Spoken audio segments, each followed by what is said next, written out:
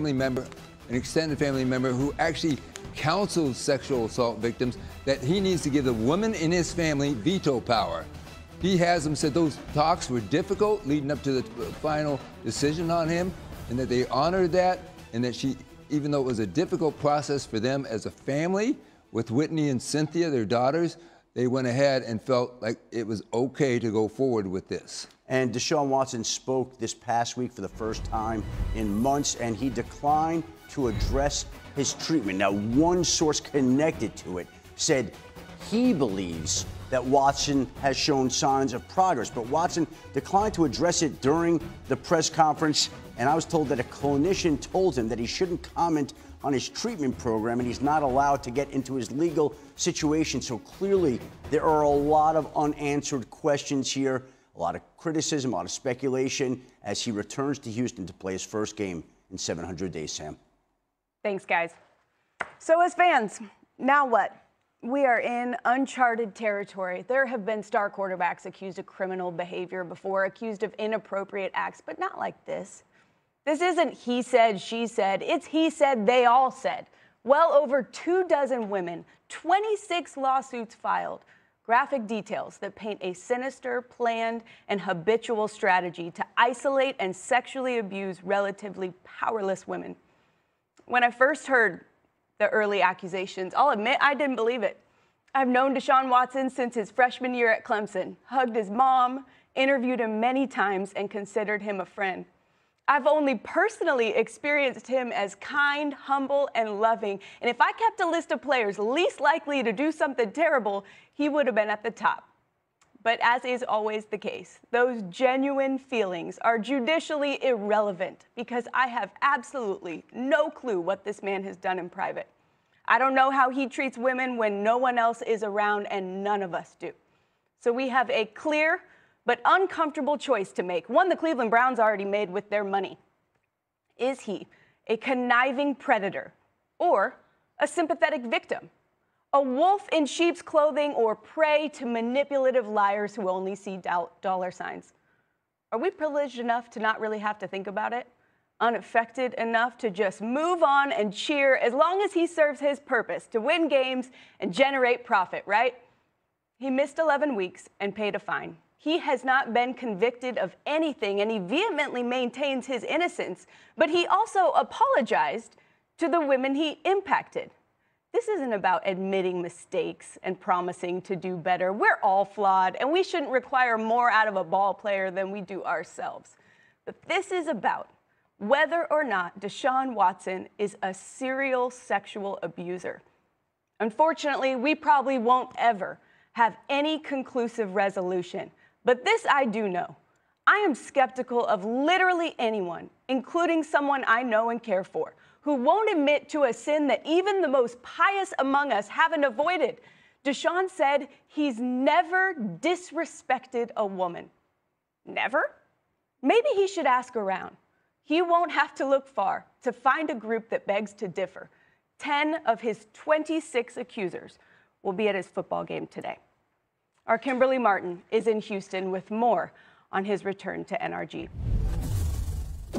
Sam, as you mentioned, Deshaun Watson may face a potentially hostile environment today here in Houston, the city that's not only the origin of his NFL legacy, but also the epicenter of his legal troubles.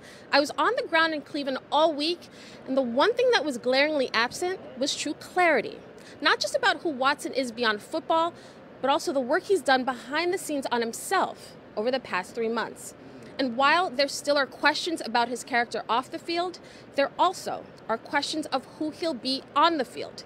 Even Watson isn't sure how he'll look in his first game back with a new head coach, new teammates, and with a standard of leadership already set by his backup, Jacoby Brissett. But Sam, I can tell you, players were raving about Watson, the playmaker.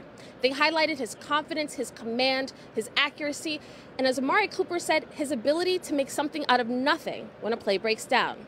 But when I talked to head coach Kevin Stefanski about what he's told Watson heading into today's game against his former team, Stefanski said, "My message to Deshaun is he has to do his job. He's got to lead our offense. Nothing more, nothing less." Said Stefanski, narrowing your focus in a situation like this is beneficial. Sam? Yeah, Kimberly, but easier said than done in this situation. Matt, just from a really practical level, playing the quarterback position, it's a guy who hasn't played in 700 days. That feels like a long time and like it would be pretty impactful, is it? It's a very long time. I've heard a lot of people talk about that. I don't think that's that big of a deal, though.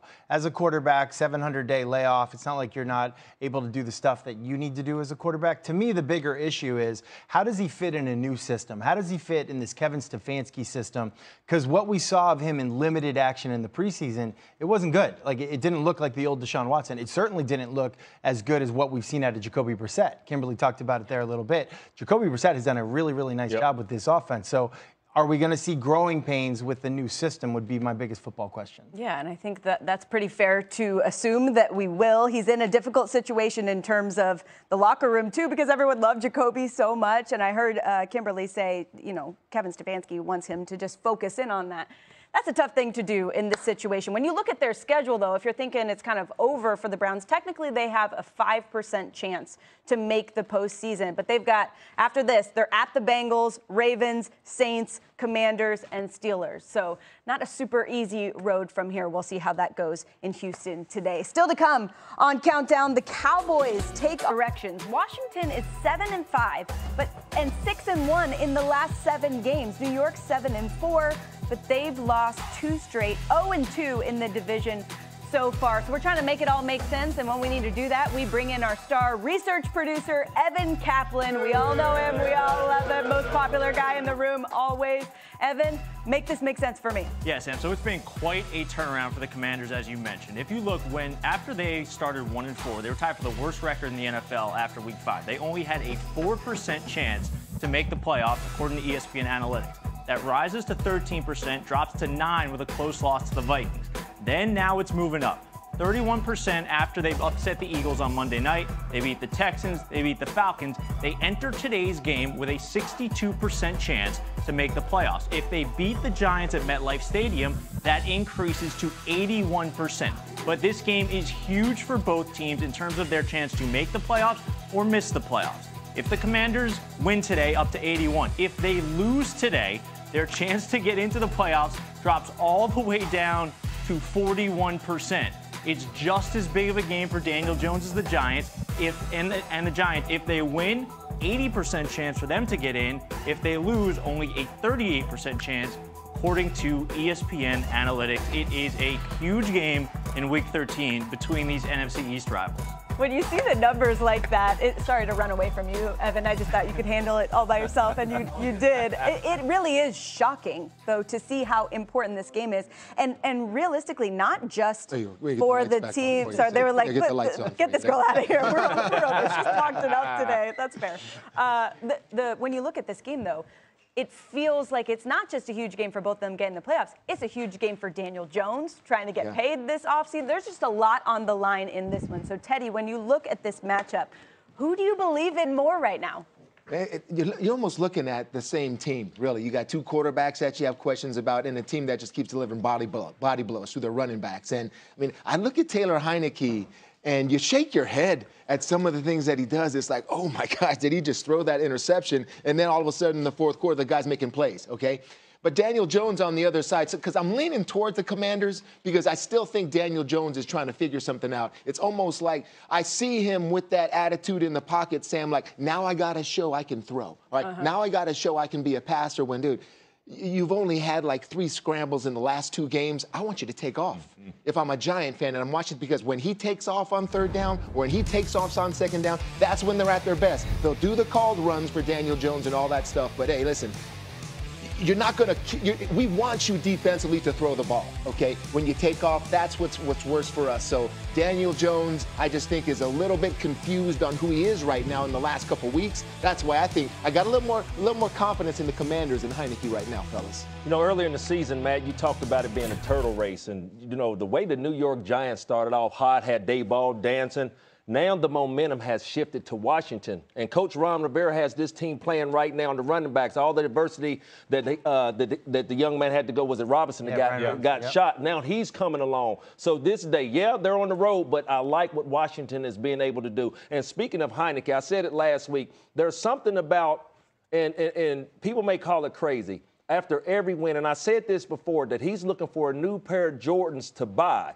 You call it crazy as you want, but I think that gives a young man like that confidence, bringing some momentum into that Washington locker room. This is a big game today. The NFC East is very strong. The winner of this game will have the momentum going forward. I agree, Randy. I 100% agree. And Taylor Heineke is proving a lot of people wrong. And it's like no one has believed in this guy, but he's believed in himself. Ron Rivera has always believed in him. And I think Ron Rivera has believed in him because he knows that his teammates believe in him. And, like, he's taken some risks. Like, I use the analogy, like, remember the first time you ever got up 225 pounds on the bench press? Yeah, and sure. And, like, the first time I ever did it, I did it with no spotter. So I had no choice but to get it up, okay? It was a very bad idea. To me, that's kind of how Taylor Heineke plays, right? Remember when he put the one arm out there at the pylon in the playoff game last year? Yeah. It was like, you're taught not to do that. Right? Because there's the danger of a touchback. He's like, man, the heck with this. I'm throwing caution to the wind. This might be the only chance I get. I might be sleeping on a couch again if I don't do this. I'm going for it. And that's how he plays the game. I think his teammates really like it. And you got Daniel Jones, who's still learning the Brian Daboll offense. He doesn't have the weapons. So I think that Heineke understands the offense, knows the weapons. He's been there. It's like, I just think it's a unique thing where he's really hot. You know what's weird? The last time I benched 225, was at the NFL Combine. I think I was going to knock it out 8 times. I barely got it one time, like, oh, my gosh. And I'm sitting back like, are you crazy? However, I will say this. Daniel Jones, I feel like Daniel Jones under that bar because his receivers are letting him down. He didn't have anybody to throw to. I don't think it's a fair conversation. I think Daniel Jones is a better player than given credit for. I do agree with you, Brew. It's so much harder to defend a guy that can run the ball, and he's a good athlete. He needs to do that today. They need Daniel to run, and they need Saquon to run a little better. Last 2 games, only 61 yards. That's got to be better because they have the toughest remaining schedule in the National Football League. Tough sledding for the Giants in December. Our Jordan Renan is live at MetLife Stadium with the very latest. Good morning, Jordan. Good morning, Sam. This place right here, imagine this. In a few hours, packed, hosting a December game with playoff implications. It hasn't happened very often over the past decade, but it will today. Dexter Lawrence, in his 4th season with the Giants, told me this week this is the biggest game of his professional career. It's different, he said. Playoffs are at stake. Washington is the Giants' biggest competitor for a wild card berth. They play 2 times in the next 3 weeks. In order for the Giants to reach the postseason, they know they must get Saquon Barkley back on track. They've lost 3 of 4, and Barkley has rushed for 55 yards or less in each of those 3 losses. Barkley this season, the thing with Barkley is the natural suggestion is that he's either injured or he's wearing down from the heavy workload. Daniel Jones, he chuckled at that suggestion. He told me this week, he said, I certainly haven't seen that.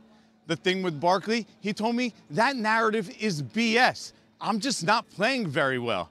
Sam, how's that for accountability? Back to you, Sam. It's confusing, Jordan, because we're not used to seeing Saquon like this. I think we're all a little confused about what we've seen from Saquon the last couple weeks. It is time now to get to seconds of chapter. Take it away, Adam. All right, Sam, the San Francisco-Miami game all about size and speed and skilled players, but it's also about the trenches. And the 49ers are expected to get back their left tackle, Trent Williams, who left Friday's practice due to back spasms. The Miami Dolphins are preparing to have not either one of their starting offensive tackles. Teron Armstead could be out, and Austin Jackson's out, which means they would start Greg Little and Brandon Shell at offensive tackle against a 49ers defense that's getting back Eric Armstead for the first time since Week 4 and hasn't allowed a single point in the second